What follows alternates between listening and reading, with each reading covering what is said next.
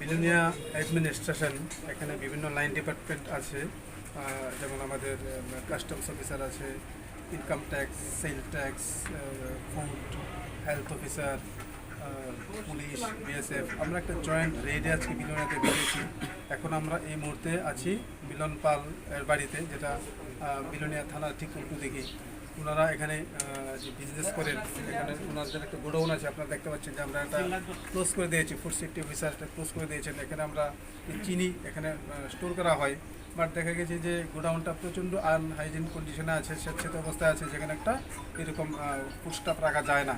আমরা গোডাউনটা সিল করে দিয়েছি এবং বলেছি এটাকে অতি সত্বর রিপেয়ার করে ঠিকঠাক করে দেওয়ার জন্য, এবং ওনারা রিপেয়ার করে আমাদেরকে রিপেয়ার করবেন বলে আশ্বাস দিলে আমরা গোডাউনটা খুলে দেবো।